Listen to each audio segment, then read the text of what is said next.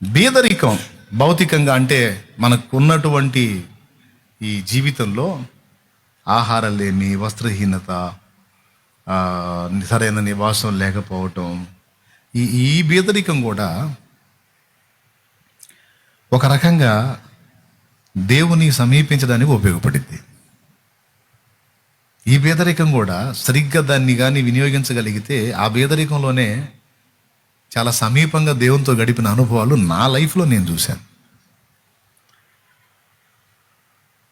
బీదరికం అందరూ వద్దనుకునేది. నేను చెబుతున్నా, మరీ అడుక్కునే పొజిషను కాదులే, కానీ ఏ పూటకు ఆ పూటకి దేవుని మీద ఆధారపడి దేవుని దగ్గర పొందుకునేటువంటి అనుభవాలు ఉన్న రోజుల్లో నేనున్న ఆత్మీయ అంతస్తును పరిశీలించుకున్నాను. దేవుని భక్తి, ఆత్మీయత ఎలా ఉందో చూసుకున్నాను. ఇప్పుడు ఆహారం దొరుకుతున్న దినాల్లో ఎలా ఉందో కూడా చూసుకున్నాను. మన మీదే ప్రయోగాలన్నీ, జనాల మీద కాదు, నా మీద నేనే ప్రయోగాలు చేసుకుంటూ ఉంటాను అనమాట. అప్పుడు నా బుద్ధి ఎట్టుంది, ఇప్పుడు నా బుద్ధి ఎట్టుంది, అప్పుడు నా మైండ్ ఎలా ఉంది, ఇప్పుడు నా మైండ్ ఎలా ఉంది, నా ఆరంభ స్థితిలో నేను ఏ విధమైన సైకాలజీ కలిగి ఉన్నాను, ఇప్పుడు నా సైకాలజీ ఎలా మారిపోయింది అనేది హానిమాన్ శాస్త్రవేత్త తన బాడీ మీద ప్రయోగాలు చేసి హోమియో మందులు కనుక్కున్నట్టు నా మీదే ప్రయోగాలు చేసుకుంటున్నాను నేను. దేవునికి స్తోత్రం. అంత చిన్నగా జీవితం ఎట్టా ఏడో కోమాలో ఉన్నట్టు. ఇంకోసారి చెప్పండి, మీకోసమేగా మిమ్మల్ని కొద్దిగా గదిలించాలని నేను చెప్తున్నాను, గుర్తుపెట్టుకోండి. ధనం మనిషికి అవసరమే, కానీ ధనం మురికి కలిగి ఉంటుంది. డబ్బు మురికి కలిగి ఉంటుంది. అది మనకి విస్తరించే కొద్దీ మనకు తెలియకుండానే మురికిని అంటిస్తూ ఉంటుంది. అది నేను చెప్తున్నా, పక్కా చెప్తా. నిజంగా అది ఒకవేళ విస్తరించి నీకున్న ఆ మురికి అంటకుండా ఉండాలంటే దేవుడే నిన్ను నన్ను కాపాడాలి. అందుకే ధనవంతులగుటకు ఆతురపడొద్దు అన్నాడు. మనకేమో తపన, మా కళ్ళేసిన కాడి నుంచి ఎన్నాళ్ళు ప్రభువా ఈ బేదరికం నాయనా, ప్రభువా ఎప్పుడయ్యా ఈ దరిద్రం పోయేది, ఎప్పుడయ్యా ఈ ఎగచాట్లు పోయేది, ఎప్పుడయ్యా ఈ పేదరికం పోయేది. 10 మందికి సాయం చేయడానికి సంపన్న స్థితి అవసరమే, కానీ మరో కోణంలో ఆలోచిస్తే బేదరికం ఒక రకంగా భద్రత. ఆధ్యాత్మికంగా వాస్తవాలు ఎరిగిన వాళ్ళకి బేదరికం ఒక రకంగా భద్రత. పేదరికం నిజం. లైఫ్లు చూడండి, భక్తుల లైఫ్లు చూడండి. ఇప్పుడు దావీదు జీవితం తీసుకుందాం. గొర్రెలు కాసేటప్పుడు వాళ్ళ చేత వీళ్ళ చేత మాటలు పడేటప్పుడు, తృణీకరించబడేటప్పుడు దేవునికి ఎంత కనెక్టింగ్లో ఉన్నాడో చూడండి. బాగా దగ్గరగా ఉన్నాడు దేవునికి, అవునా కాదా? ప్రతిదానికి ఇక దేవా అనుకుంటా పోయేవాడు దేవుని దగ్గరికి. అప్పట్లో దావీదును గురించి దేవుడిచ్చిన సాక్ష్యం ఏంటంటే, చిత్తానుసారి అయిన దేవుడు, నా చిత్తానుసారమైన మనస్సు గలవాడు. అది దావీదుకి ఇచ్చిన టైటిల్. అదే దావీదు మహారాజు అయిన తర్వాత చూడండి మీరు, దేవుని చిత్తానుసారంగా అన్ని విషయాల్లో ప్రయాణం చేశాడా, తేడాపడ్డా? ధనము, పేరు, గుర్తింపు, పలుకుబడి, ప్రశంస, పొగడ్తలు మొత్తం సైలెంట్గా కొంప ముంచుతాయి. కానీ ఏం చేద్దాం, జనాలకేమో అదే తపన, అందరి గోల అదే, అందరి తపన అదే. డబ్బు కావాలి, సమృద్ధి కావాలి. మళ్ళీ ఇప్పుడు కొత్త డైలాగ్ ఏందనుకున్నా, నువ్వే చెప్పావు అన్నయ్య 10 మందికి ఇచ్చేటట్టు ఉండాలి మనం అని. మళ్ళీ నా మాట నాకేస్తున్నా. 10 మందికి ఇవ్వాలనుకుంటున్నాను అన్నయ్య, అందుకని సమృద్ధి కావాలనుకుంటున్నా. అమ్మ బిల్డప్. సరేలేండి, ఎదురుగానిలే ఉంది, దేవుడు ఇస్తాడులే. కానీ 10 మందికి దానం చేయటం సంగతి ఏమో, కానీ ఒకని కలిమి విస్తరించుట వాని జీవమునకు మూలం మాత్రం కాదు, ఇంకా చెప్పాలంటే జీవక్షయానికి మూలం. అది ఎరిగిన వాడు కాబట్టే అబ్రహాము ఎంత తెలివిగా బ్యాలెన్స్ చేశాడో తెలుసా? అందుకే పరదేశం ఎక్కాడు. ధనవంతుడు లాజరు స్టోరీలో వాడేం పాతాళంలో యాతన పడుతున్నాడు కదా, అదే ధనవంతుడిగా ఉండి అబ్రహాం అక్కడ ఎందుకు ఎక్కాడు అంటే సింపుల్. ఈ ధనవంతుడేమో దేవుని చిత్తాన్ని పక్కన పెట్టాడు, దేవుని ఇష్టాన్ని పక్కన పెట్టాడు, కనికరో నేను బతికాడు, చచ్చాడు అనుకో, అది వేరే సంగతి. అక్కడ అబ్రహాం విషయానికి వచ్చేటప్పటికి దేవుణ్ణి కేంద్రంగా చేసుకున్నాడు. దేవుడు ముచ్చటపడి ఇష్టపడి అబ్రహాముకి ఫుల్ సౌండ్ ఇస్తే,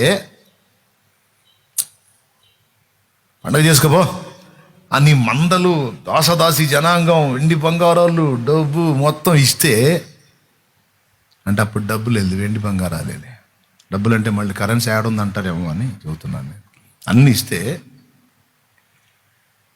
అరే వాటితో ఒక స్థిర నివాసం కట్టుకోలేదండి, కట్టుకోలా.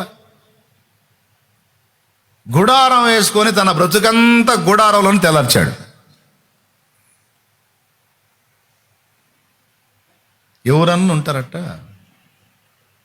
ఒక రాజుకు తగినంత ఐశ్వర్యం కలిగి ఉండి గుడారంలో ఎవరైనా బతుకుతారా? బతుకుతారా? బతికాడు.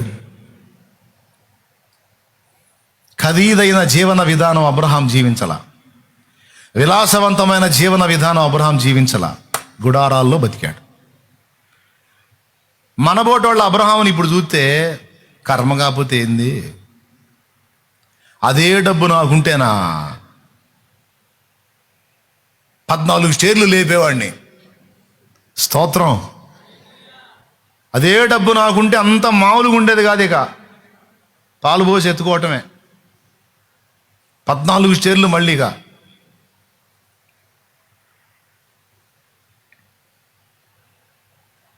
అబ్రహామే గుడారం వేసుకొని కూర్చున్నాడు.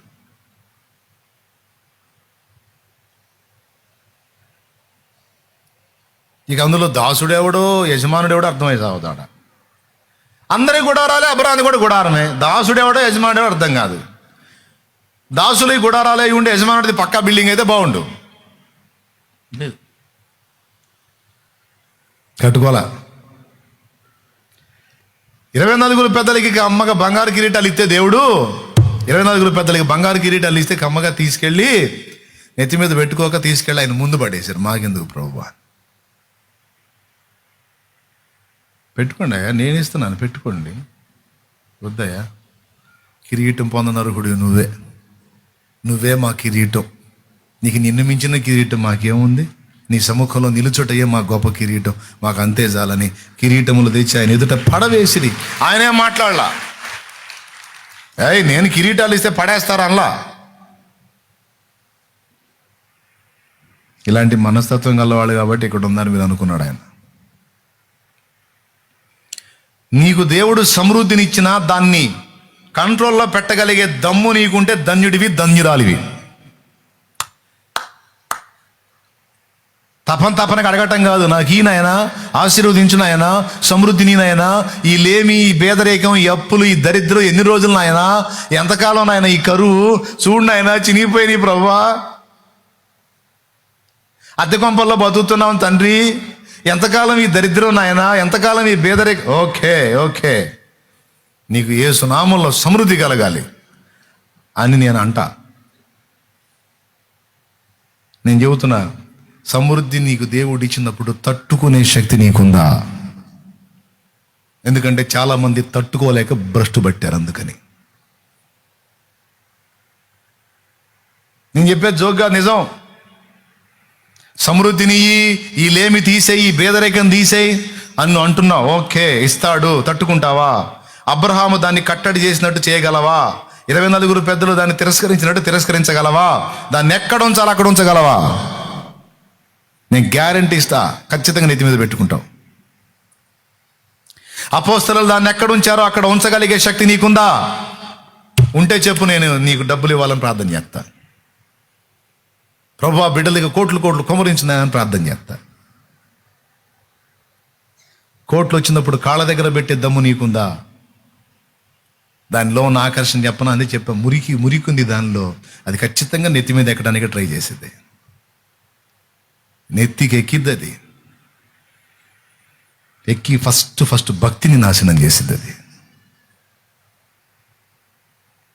అర్థమైందా? అందుకే ఏమని అడగమన్నాడు తెలుసా?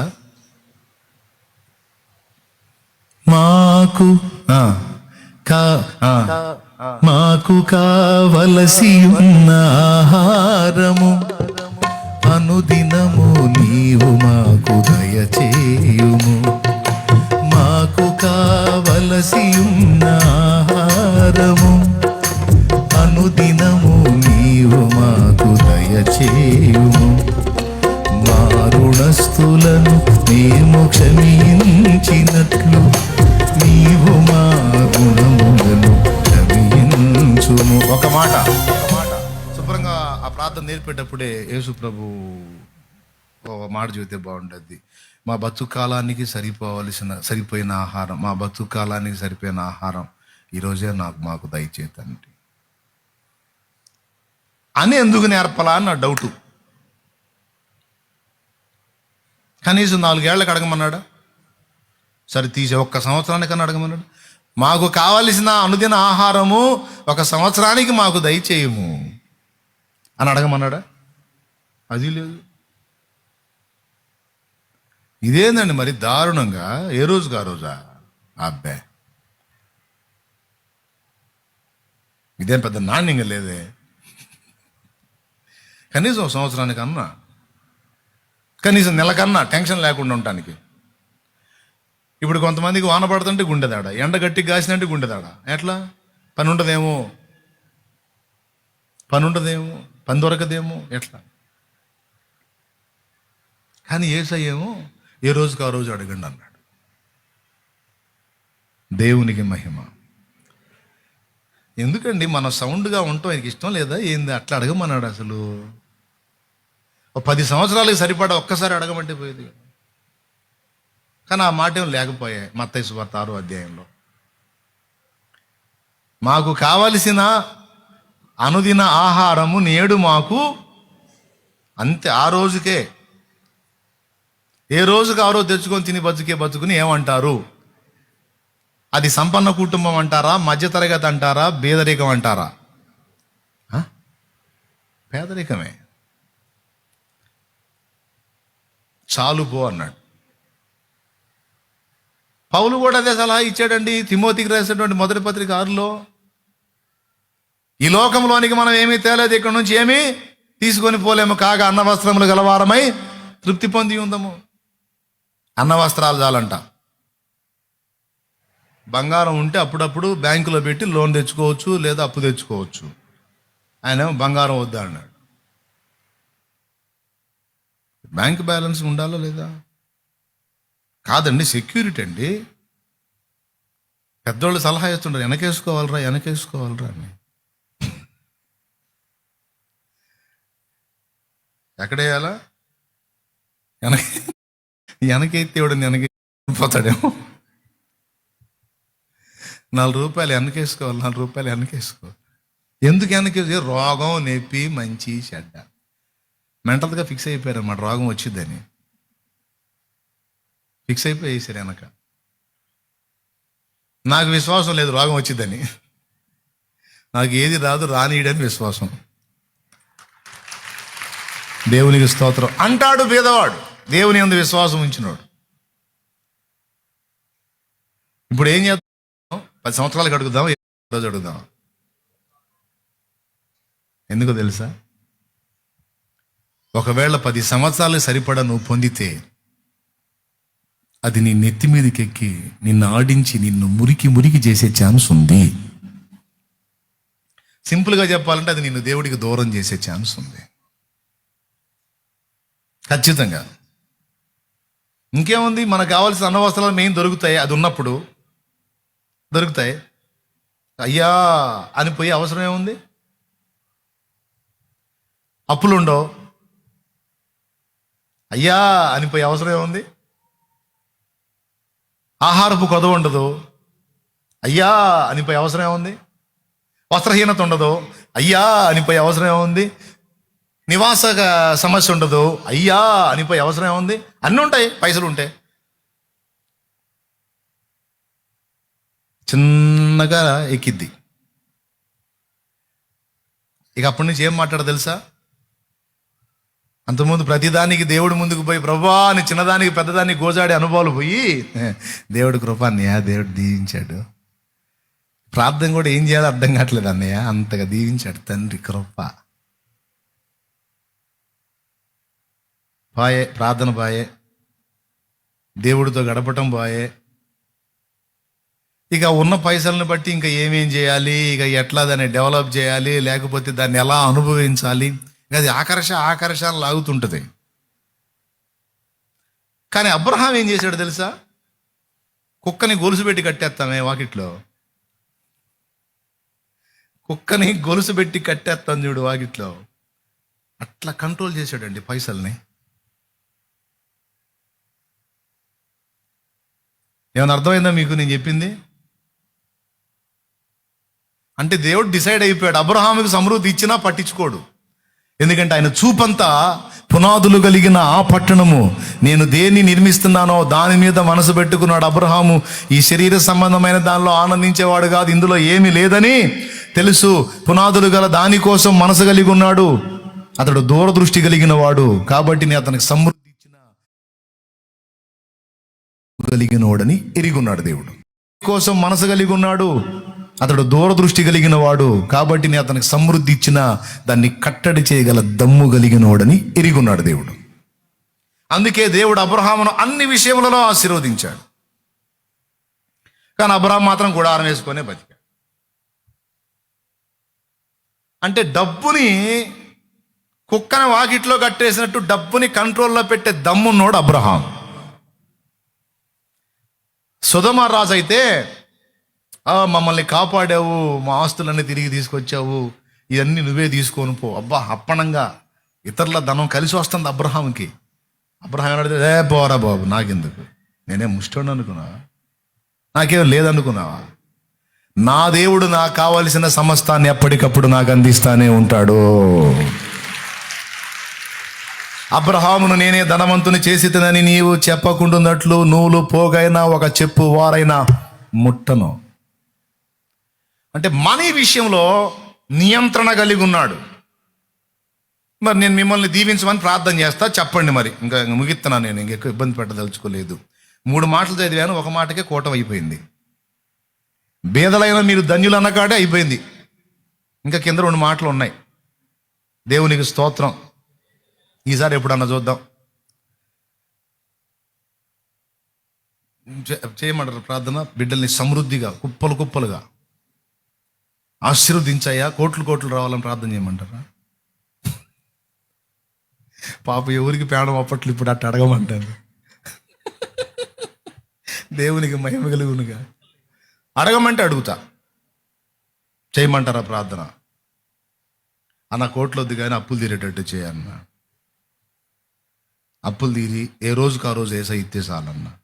ఓకే, ఇది న్యాయం. అంతేనా? అది చేయమంటారా?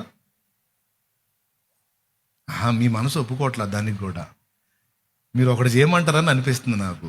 అన్న పైసలు రావాలి, వాటిని కట్టడి చేసే శక్తి కూడా ఇవ్వాలి. ఇంత చెప్పినా పేదరికాన్ని మాత్రం ఒప్పుకోరు. పైసలు రావాలి, అబ్రహాం లాగా వాటిని నియంత్రించేటువంటి శక్తి కూడా కావాలని ప్రార్థన. మీరే చేయండి, ఏం చేయాలనుకుంటారో మీరే చేయండి ప్రార్థన. కానీ నేను మాత్రం స్పష్టంగా గుర్తించా, పైసలు వస్తే పైసలు మురికి ఖచ్చితంగా అంటిస్తాయి. డబ్బు ఖచ్చితంగా దరిద్రాన్ని తెచ్చిద్ది. డబ్బు భౌతిక దరిద్రాన్ని తొలగించి ఆధ్యాత్మిక దారిద్ర్యాన్ని తెచ్చిద్ది. రాయవా? సూపర్ సూక్తి. డబ్బు శరీర సంబంధమైన దరిద్రాన్ని తొలగించి ఆధ్యాత్మిక దారిద్ర్యాన్ని తెచ్చే శక్తి గలది. ఈ 2 దారిద్ర్యాల్లో ఏ దారిద్ర్యం కావాలి? భౌతిక దారిద్ర్యం కావాలా, ఆధ్యాత్మిక దారిద్ర్యం కావాలా? భౌతిక దారిద్ర్యం ఎంతైనా ఇబ్బంది లేదు, ఒకరోజు ఒక పూట పస్తున్నా ఇబ్బంది లేదు. కానీ ఆధ్యాత్మిక దారిద్ర్యం మాత్రం రావద్దండి, రావద్దు. డబ్బు లేనప్పుడు ఒకటే ఇల్లు, ఒక గది, ఒక పంచ. అక్కడే తిన్నాం, అక్కడే అడ్డం పడ్డాం, కలిసి ప్రార్థన చేశాం. డబ్బు వచ్చింది, పెద్ద బిల్డింగు, ఎవడి గది వాడికే, ఎవరు సెట్టింగ్ వాళ్ళకే. ఇక ఆకలైనప్పుడు ఫుడ్కి ఎవడికి ఆకలైతే వాడు రావటం, వేసుకొని తినిపోవటం. సంబంధాలు దూరం అయిపోతాయి, సౌకర్యాలు ఎక్కువ అవుతాయి, అన్నీ వచ్చేస్తాయి. ఎవరి బుర్రలు ఎట్లా జరిగిపోతున్నాయో తెలియదు. ఇవన్నీ ఏమీ లేనప్పుడు, ఒకటే గది, ఒకటే కిచెను, ఒకటే పంచ అయినప్పుడు కలిసి అక్కడే తిన్నాం, అక్కడే పరుండి, అక్కడే కలిసి ప్రార్థించి అందరూ సంతోషంగా ఆలాజాలంగా ఉన్నాం. 4 గదులు లేవు, 4 గదుల్లో జ్వరపడ్డానికి ఒకటే గది. ఒకరితో ఒకరు మాట్లాడి పలకరించి, ఈరోజు పైసలుంటే సౌకర్యాలు, గదులు, వస్తువులు, కలిసి తినటం లేదు, కలిసి ప్రార్థించటం లేదు, కలిసి ఒక విషయాన్ని గురించి ముచ్చటించడం లేదు. ఎవరి పర్సనల్స్ వాళ్ళయే. నేను అందుకే చెప్తున్నాను, యేసయ్య ఎందుకు ఊరక ఒక మాట అన్నాడంటే ఊరక ఉండదు ఆ మాట. యేసయ్య మాట కోట్ల రూపాయల మూట అని చెప్దామా? ఇంకా ఎన్ని కోట్లు చెప్తే వచ్చింది ఆ మాటకి విలువ?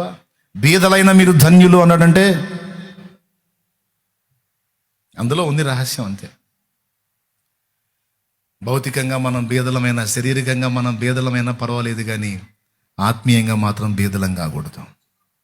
డబ్బు భౌతికంగా మనల్ని సంపన్నులను చేసి ఆత్మీయంగా బీదలను చేసింది. దాని దగ్గర ఆ శక్తి ఉంది. దాన్ని కుక్కని కంట్రోల్ చేసినట్టు చేయగలిగే దమ్ముంటేనే అడుగు, లేకపోతే ఉన్న బంధకాలు తెంచేసి ఏ రోజుకి ఆ రోజు నాకు సహాయం చేయి ప్రభువా అని ప్రార్థించు. నియంత్రణలో దాన్ని పెట్టగలిగే దమ్ముంటే అడుగు. మహానుభావుడు కొన్ని ప్రార్థనలు, మన ప్రార్థనలు వినకపోవటమే మనకు మంచిది, లేకపోతే షేటే. స్తోత్రం. నిజంగా యేసయ్య అంత ప్రేమ గల తండ్రి అంటే కొన్ని ప్రార్థనలు వినడు అసలు. అవి వినకపోవటమే మనకు మంచిది. విన్నాడా మూడిందే. అందులో ఇది కూడా ఒకటి. ప్రభా ఏందన్నా బీదరేగు ఇవ్వయ్యా, వాళ్ళలాగా వీళ్ళలాగా ఏంది ప్రభా అంటే, బిడ్డ ఇప్పుడు ఇంత బాగున్నావు, ఇంత దీనంగా ఉన్నావు, ఇచ్చానంటే నాకు కనపడవే తల్లి నువ్వు అంటాడు. ఇచ్చానంటే నాకు కనపడవు కుమారుడు అని అంటాడు. ఏం కాదు ప్రభా, ఏంది అంత నమ్మకం లేకుండా నాన్న, ఏంది అసలుకి ఈయన ఆయన ఇచ్చి చూడండి, ఆయన ఇచ్చి ఇంకా చూడటం ఏమి ఉండదురా, నువ్వు ఏడ తిరుగుతావు అర్థం కాదు. లేదు ప్రభా, నేను నీ బిడ్డను తండ్రి, నేను నీ బిడ్డని, అంత నియంత్రణ లేకుండా ఉంటానైంది. నా బిడ్డవు కాబట్టి నీ బతుకు నాకు తెలుసు కాబట్టి చెబుతున్నాను. వద్దులే నాన్న, ఇస్తాలేరా, నీకు ఆ శక్తి వచ్చినప్పుడు, ఆ అబ్రహాం లాంటి ఆ బలం నీకు వచ్చినప్పుడు, ఆ కెపాసిటీ నీకు వచ్చినప్పుడు ఇస్తాలే నాన్న. నీకు ఎవరికి ఇస్తారా? దాచిపెట్టారా నీకు? నిజం, మనందరికీ దాచిపెట్టాడు, కానీ తగిన కాలం అందే ఓపెన్ చేస్తాడు. అంతే. ఎప్పుడు ఇవ్వటం క్షేమమో అప్పుడు ఓపెన్ చేస్తాడు. మనం కూడా అంతే అడగాలి, ఎప్పుడు ఇవ్వటం క్షేమైతే అప్పుడు. అప్పటిదాకా నేను ఈ బాధల బందీలో ఉండాలనేది నీ సంకల్పం అయితే ఓకే, అలానే. కానీ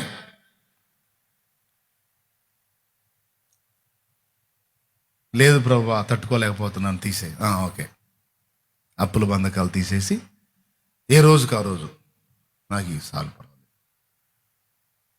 వద్దులేయ్యా. నిన్ను దూరం చేసే డబ్బు నాకు, నిన్ను దూరం చేసే సమృద్ధి నాకు, నిన్ను దూరం చేసే సంపద నాకు వద్దు వద్దు వద్దు. నాకు కిరీటాలు వద్దు, నాకు బంగళాలు వద్దు, నాకు బిల్డింగులు వద్దు, నాకు అపార్ట్మెంట్లు వద్దు, నా బొందొద్దు, ఏమొద్దు నాయన. నాకు నువ్వు కావాలి. నిన్ను నాకు దూరం చేసేది ఏదైనా అది యేసునామములో అడ్రస్ లేకుండా పోవాలి. స్తోత్రం. అంతే. నాకు నువ్వు కావాలి.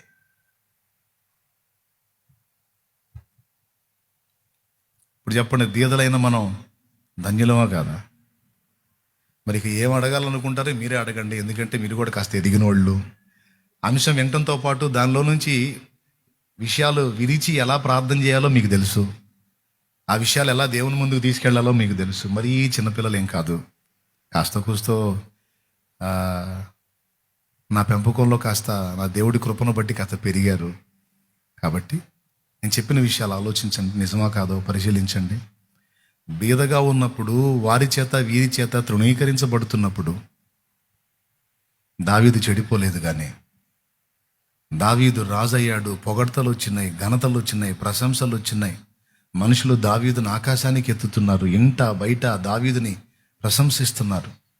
దావీదు రాజు, శౌర్యవంతుడు, కీర్తనాకారుడు, భక్తిపరుడు, అది ఇది అట్లా ఇట్లా అని దావీదుకి తినటానికి తిండి, ఉండటానికి రాజభవనం, కట్టడానికి మంచి వస్త్రాలు, ఖరీదైన జీవితంలోకి వెళ్ళిపోయాడు. చాలా డేంజర్లో పడ్డాడు. దావీదు ఊహలో కూడా ఊహించని తప్పు చేశాడు. దావీదు ఆశ్చర్యపోయాడు. తను చేసిన పాపం యొక్క వికృత రూపాన్ని చూసి భయపడిపోయాడు. నేనేనా ఇంత పని చేసిందని. ఎలా ఉండేవాడిని అలా అయిపోయాను. అందుకే చివరికి ఏమన్నాడు తెలుసా? యెహోవా యొద్ద ఒక్క వరం అడుగుతాను, ఈ రాజ్యం చాలా, ఇంకా 4 రాజ్యాలు కావాలని అడుగుతాను అల్లా. అయితే వెండి బంగారులు లేకపోతే హంసతూలిక తల్పాలు అడుగుతానని అల్లా. ఆయన మందిరావరణంలో, ఆయన సన్నిధిలో నిత్యము నివసించి, ఆయన మందిరంలో ధ్యానించి, ఆయన ప్రసన్నతను చూడటానికి నేను ఆయన సన్నిధిలోనే బతకాలని కోరుకుంటున్నాను.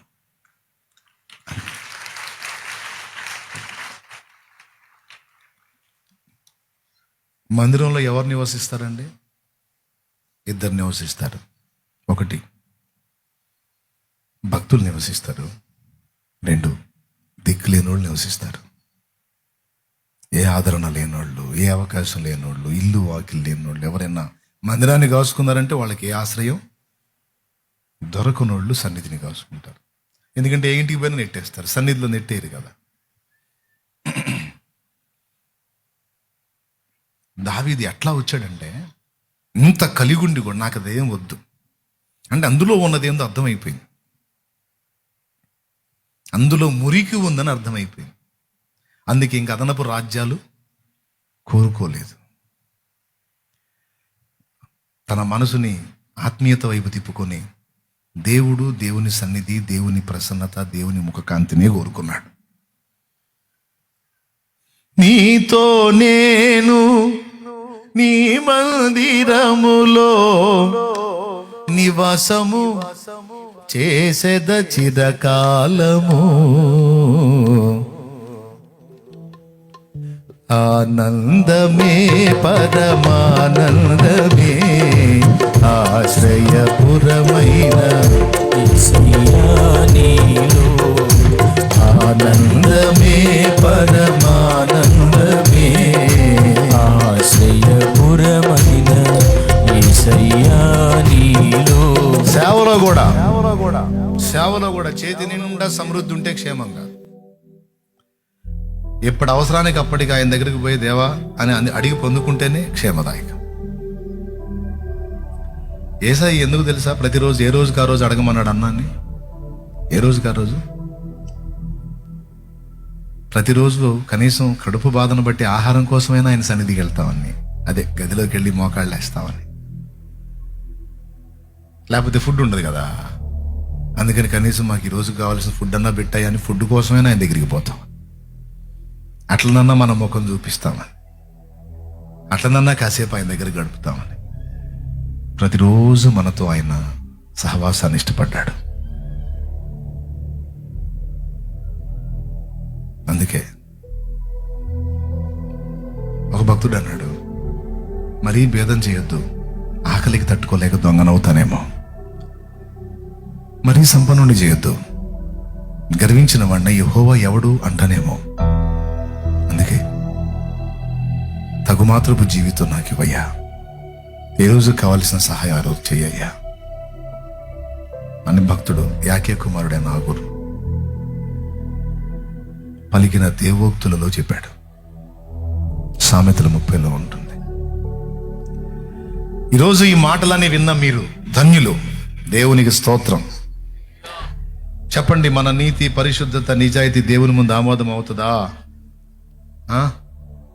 దేవుని రాజ్యానికి మనల్ని చేర్చిద్దా? మరి ఏది చేర్చిద్ది? ప్రతి ఘోర పాపమును. ఏం పాడతారులే అబ్బా, వద్దులే.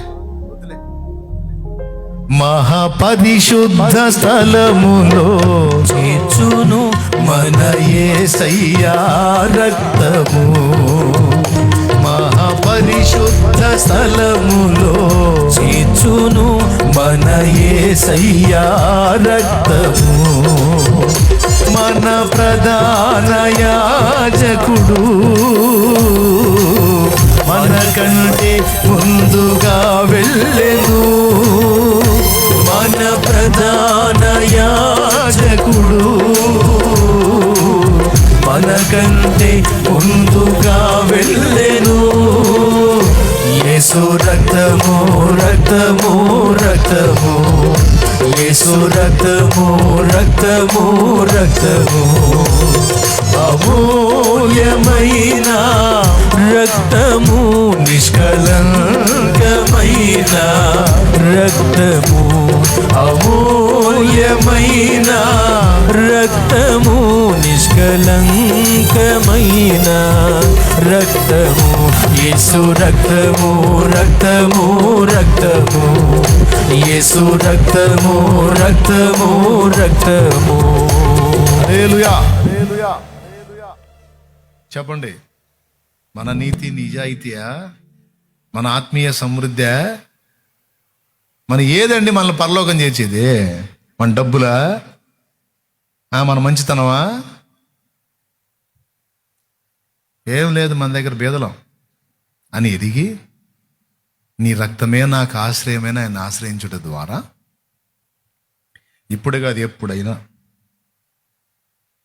ఆయన రాకొచ్చేంత వరకు, మనం పోయేంత వరకు, తుది శ్వాస విడిచేనాడు కూడా యేసు రక్తమే మనకు దిక్కు. నేను పవిత్రంగా ఉన్నానులే, నేను మంచిగా ఉన్నానులే, పర్వాలేదులే ప్రభా, కొంచెం పర్లేదులే నాయన నేను అంటే, నీకు నువ్వు పర్లేదు చెప్పుకుంటేట? నువ్వు పర్లేదు అనాల్సింది ఎవరు? కొంతమంది వాళ్ళ పర్లేదులే నేను అనుకుంటా. హలో, పర్లేదు చెప్పుకుంటే నువ్వు కాదు, నువ్వు పర్లేదని ఆయన చెప్పడు. ఆయన చెప్పడు. నువ్వు ఎంత పర్వాలేదనుకున్నా కాదు, పర్వా ఉందంటాడు ఆయన. దేవునికి స్తోత్రం. కాబట్టి వద్దు అయా, నేను బీదని, దీనుణ్ణి, నా ఆత్మను రక్షించుకోలేను, నీవే నన్ను రక్షించగలవు, నీ రక్తమే నాకు ఆశ్రయం అని పో, కృప దొరికిద్ది, వెళ్తావు.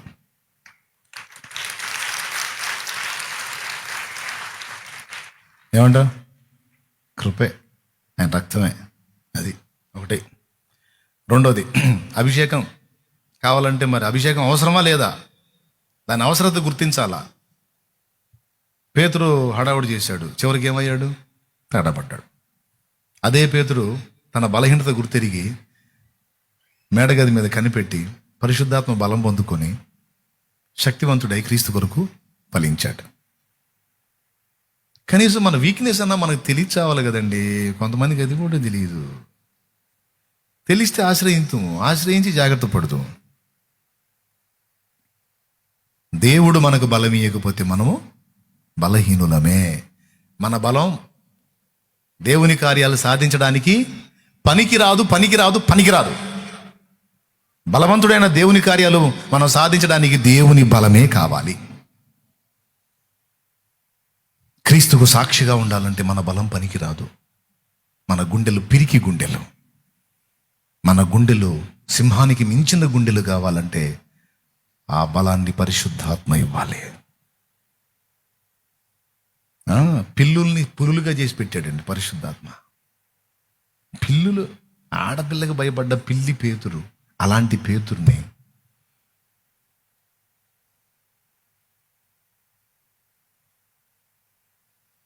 సింహంలాగా చేసి పెట్టేశాడు. వేల మంది ముందు నిలబడి సింహగర్జన చేశాడు. దేవునికి మహిమ. అలా చేపించింది ఎవరు? ఇక్కడ నిలబడి మాట్లాడుతున్నానంటే నాకు మహాసిగ్గు. మీకు తెలియదు, నా సంగతి మీకు తెలియదు. ఇప్పటికి కూడా ఏ పూట కాపూట బలమిచ్చి నిలబెట్టడం తప్ప మహాసిగ్గు, భయం. మాటలు రావు. నాకు ఇదొక వింత, ఇదొక అద్భుత సూచక్రియే. ఎప్పటికప్పుడు వచ్చి ఇక్కడ మాట్లాడుతున్నానంటే నాదొక సూచక్రియ. ఆయన ఇచ్చిన బలమే, లేకపోతే నాకు ఎక్కడ చేతనవును. మెయిన్ ఎక్కడ నేను ఫీల్ అవుతానంటే నాకు యోగ్యత లేదు, ఆ మెట్టెక్కటానికి యోగ్యత లేదు, బలిపీఠపు మెట్టెక్కటానికి అర్హత లేదు. దేవుడు ఆశించిన ఆ పరిపూర్ణత, ఆయన చూస్తే ఆ పరిపూర్ణత ఎక్కడ దొరికిద్ది? నా దగ్గర దొరికిద్దా? లోపాల పుట్ట. కానీ ఆ బలిపీఠం ఎక్కేటప్పుడే గుండె కొట్టుకుంటుంది. కృపను వేడుకొని ఎక్కుతా, నాకు అర్హత లేదు, నాకంత గుండె ధైర్యం లేదు, నేనంత యోగ్యుని కాదు, నీ కృప.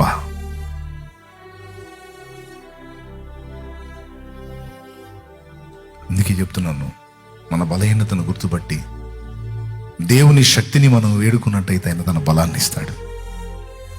అప్పుడు మనల్ని బలపరిచి ఆయన యందు సమస్తం చేయగలుగుతాం.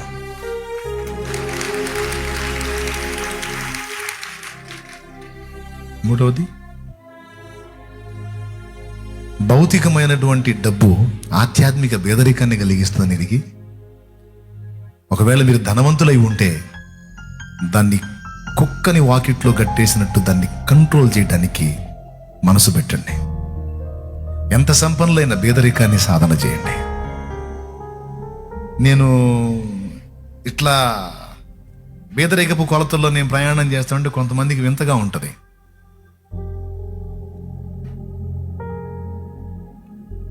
ప్రార్థనా తోటలో గుడిసెలేపించిన కారణం అదే. అబ్రహాం గుడారం ఎందుకు వేసాడో నేను గుడిసె ఎందుకు వేసాను. తను ఎంత సంపన్నుడైనా సంపన్నత అనేది అబ్రహాముని శాసించలా, మలినం చేయలే, కంట్రోల్లో పెట్టాడు. కుక్కను మనం వాకిట్లో కట్టేస్తాం, ఇంట్లో తిప్పుకుంటామా? కొంతమంది ఇంట్లో తిప్పుకుంటా ఉంటారు, ఎడబెడితే అది తిరుగుతూ ఉంటారు. నాకు ఇష్టం ఉండదు. కుక్క అంటే కుక్క వాకిట్లో కాపలా కుక్క, దానికి ప్లేట్ అదంతా అక్కడే ఉండాలి. ఇల్లు మొత్తం తిరిగి ఇల్లంతా కంపు చేసుకుంటూ ఉంటారు. కొంతమంది ఇళ్లలో పోతే ఎక్కడ పెట్టిన అదే ఇక్కడ అక్కడ కుర్చీలో కూర్చున్నా సరే ఎట్టంటే చేతికి కుక్క వెంట్రుకలు వస్తుంటాయి అంటే అక్కడ తిరిగిందని అర్థం. కొంతమందికి అది ఒక ఆనందం. కుక్క స్థానం ఎక్కడ? వాకిట, కాపలా, దాని ప్లేస్ ఏది? డబ్బుని కూడా దాన్ని అలాగా నియంత్రించండి. ధనవంతులై ఉంటే దానికి దాసోహం అవ్వకండి. అపోస్తలుల పాదాల దగ్గర డబ్బున్నట్టు డబ్బుకి పాదాల స్థానం ఇవ్వండి, నెత్తిని ఇవ్వకండి. నెత్తిని ఇచ్చారా, నెత్తిని ఎక్కిందా డబ్బు, అయిపోయినట్టే. ఓకే, బీదలై ఉన్నారా? Don't worry. దేవుడు నిన్ను ప్రేమించే నీకు పేదరికం ఇచ్చాడని మర్చిపోవద్దు.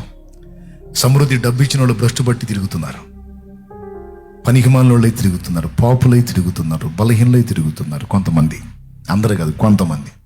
ఎందుకు? దాన్ని అదుపులో పెట్టలేక, నియంత్రణ కోల్పోయి దానికి బానిసలైపోయి దాని చేతిలో తోలుబొమ్మలాగా ఆడుతున్నారు. కొంతమంది భక్తి పనులు నియంత్రణలో పెట్టారు, దాన్ని ఎక్కడ ఉంచాలి అక్కడే ఉంచారు. నీకేం లేదా? పేదరికమా? Don't worry. దేవునికి స్తోత్రం. అప్పును బట్టి స్తోత్రం, ఏ రోజుకు ఆ రోజు ఇస్తున్న దాన్ని బట్టి స్తోత్రం, ఒక పూట పస్తున్న దాన్ని బట్టి కూడా స్తోత్రం. ప్రేమించే ఇచ్చాడు. మన భక్తిని, ఆత్మీయతను వృద్ధి పొందించడానికే ఇచ్చాడు అనుకో. కృంగిపోవద్దు, కలత చెందొద్దు, నీ పేదరికాన్ని బట్టి తిట్టుకోవద్దు. ఛీ, నా కర్మ, నా దరిద్రం, వాళ్ళట్ట వీళ్ళిట్ట, నా బతుకిట్ట అనొద్దు. నీ భద్రతను కోరి, నీ మేలును కోరి, నీ క్షేమాన్ని కోరి ఆ స్థితిలో ఉంచాడు అనుకో. నువ్వు అబ్రహాం లాగా నియంత్రణలోకి వచ్చినప్పుడు తప్పకుండా నీకు కూడా ఇస్తాడు. దాన్ని ఎక్కడ ఉంచాలో అక్కడ ఉంచే స్థాయి, ఆత్మీయత, ఆ మెట్టు, ఆ పరిపక్వత నీలో వచ్చినప్పుడు నీకు కూడా ఇస్తాడు. అప్పుడు నువ్వు దాన్ని ఎక్కడ ఉంచాలో అక్కడ ఉంచగలుగుతావు. ఆ బలం వచ్చిందా ఓపికపడు, తపన పడవాగు, జుట్టు బీక్కవాగు, పైకి లేచి నిలబడు.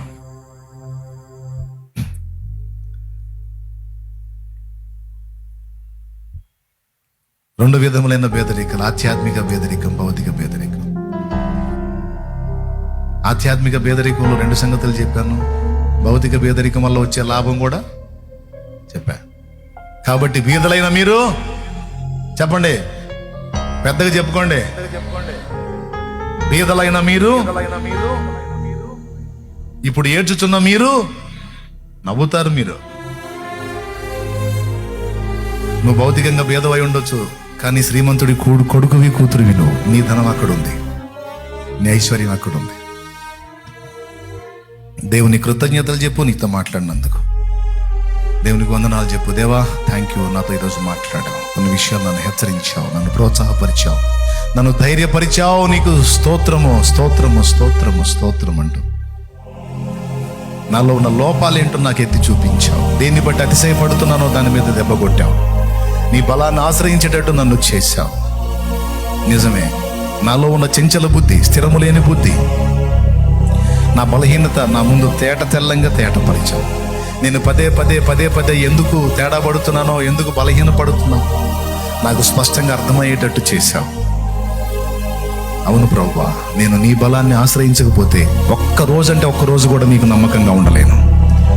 నేను నీ బలాన్ని పొందుకోకపోతే, నీ శక్తిని పొందుకోకపోతే, నీ ఆత్మ ద్వారా నేను ప్రభావం పొందకపోతే ఒక్క రోజు కూడా పేతురు గంటల్లోనే నా మాట తప్పినట్టు నేను తప్పిపోతాను. ప్రభువా, నాకు నీ బలం కావాలి, నీ శక్తి కావాలి, నీ కృప కావాలి. నేను నీకు సాక్షినై నిలవాలి, నేను నీ సాక్షినై వెలగాలి. అందుకు నీ బలం కావాలి. నువ్వు చెప్పేటువంటి ఆ నీతి నియమాలన్నీ అనుసరించడానికి నాకు నువ్వే బలం ఇవ్వాలి. ఎందుకంటే స్వయంగా నా అంతటా నాకు ఆ బలము లేదు. చాలాసార్లు అనుకుంటున్నాను నీ చిత్త ప్రకారం బ్రతకాలని, ఏ లోటుపాట్లు లేకుండా నీతియుక్తంగా ఫలించాలని, జీవించాలని చాలాసార్లు అనుకుంటూ తరచు పడిపోతూ లెగుస్తూ ఏడుస్తున్నాను. ఈరోజు స్పష్టంగా నాతో మాట్లాడా. నీ బలాన్ని ఆశ్రయిస్తున్నాను, ఇక ముందు ఎప్పటికీ ఆశ్రయిస్తాను. ఎప్పటెప్పటికీ ఎన్నటెన్నటికీ నీ బలమే నాకు దిక్కు, నీ కృప నీ శక్తే నాకు దిక్కు తప్ప నా అంతటా నేను నిలవలేను ప్రభు, గెలవలేను ప్రభు. నాకు బలమీ అయ్యా, నీ అభిషేకమీ అయ్యా. నీ ఆత్మతో నింపబడిన పేతురు సింహగర్జన చేసినట్టు మేము నీ కొరకు సింహము వలె ధైర్యముగా ముందుకు సాగునట్లు బలము, నీ బలమి చంచలత్వాన్ని దూరపరచు. మాట మీద నిలవలేని చంచలత్వాన్ని, అస్థిరమైన మనసును దూరపరచు. స్థిర బుద్ధిని, స్థిర మనసును దయచే ప్రభువా. నీ పరిశుద్ధాత్మ ప్రభావం నా మీదికి రానివ్వు నైనా, మా మీదికి రానివ్వు. మా బిడ్డల్ని బలపరచు ప్రభువా. తమ పేదరికాన్ని బట్టి ఎవరు తిట్టుకుంటున్నారో ఈరోజు దాన్ని కూడా ఒక ఆశీర్వాదంగానే నీకు ఉంచానని నాకు స్పష్టపరిచినందుకు నీకు వందనాలు. నిజంగా డబ్బు లేనప్పుడు దీనులుగా ఉండి, డబ్బు వచ్చినాక గర్వంతులుగా, దుర్మార్గులుగా, భ్రష్టులుగా మారిపోయిన వాళ్ళని కొంతమంది నేను చూశాను. నిజమే ప్రభువా, కొంతమంది డబ్బుని బట్టి చెడిపోయారు ప్రభువా, డబ్బు వచ్చినాక చెడిపోయారు ప్రభువా.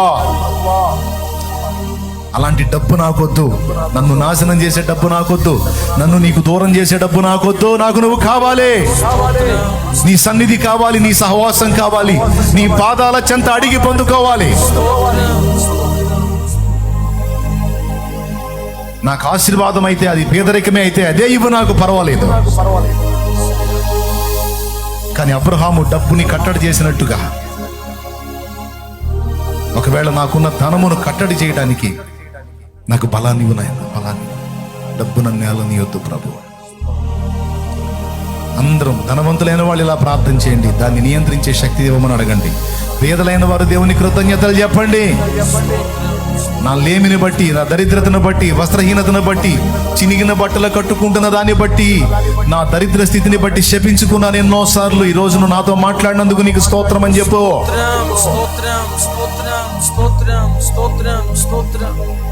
దేవుడికి తెలియదా నువ్వు చినిగినే కట్టుకుంటున్నావని? దేవుడికి తెలియదా అద్దె ఇళ్లలో బతుకుతున్నావని? దేవుడికి తెలియదా మాటలు పడుతున్నావని? దేవుడికి తెలియదా నిందపాలై ఉన్నావని? వారి చేత వీరి చేత దూషణ పొందుతున్నావని తెలుసు. కానీ ఈ లేమిలో, ఈ దీన స్థితిలో నువ్వు ఉండే ఆ భక్తి మెట్టు వేరు. నీకు సమృద్ధి కలిగిన తర్వాత భక్తి మెట్టు వేరు. తప్పకుండా నీకు ఇస్తాడు దేవుడు అని నాతో మాట్లాడావు తండ్రి. నేను ధైర్యం తెచ్చుకుంటాను నీ మాటను బట్టి. నాకు ఇచ్చిన ఈ పేదరికాన్ని బట్టి కూడా నీకు వందనాలు. ఈ పేదరికమే నా క్షేమం అనుకుంటే దాన్ని బట్టి కూడా నీకు వందనాలు ప్రభువా. స్తోత్రాలు. పర్వాలేదు నాయన, నిన్ను దూరం చేసే డబ్బు కన్నా నీతో ఉండే పేదరికమే నాకు మిన్న. నీ కృతజ్ఞతలు. నా బిడ్డలందరూ కూడా నీవు నాకు ఇచ్చిన బిడ్డలు మేమందరం కలిసి ఇదిగో నీకు కృతజ్ఞతలు చెప్తున్నాం. ఈ శుక్రవారం వేళ ఇక్కడ ఉన్న బిడ్డలే కదా, లైవ్ ద్వారా ఎంతమంది, జూమ్ ద్వారా ఎంతమంది అందుబాటులోకి వచ్చారో బిడ్డలందరూ కూడా ఈ విషయాలు విన్నారు స్పష్టంగా. వారందరూ ఏ సంగతుల కోసం ప్రార్థన చేస్తున్నారు, ఆ విషయాలన్నిటి కూడా బిడ్డల్ని బలపరచండి, ప్రోత్సహించండి. సేవకులను సైతం ఉజ్జీవింపచేయండి. సేవలో కూడా మేము ముందుకు వెళ్ళడానికి మా బలం సరిపోదు, నీ బలమే కావాలి. మా జ్ఞానం సరిపోదు, నీ జ్ఞానమే కావాలి. నువ్వు వెలిగించకపోతే చంద్రబింబానికి వెలుగెక్కడా? సంఘం చంద్రబింబం.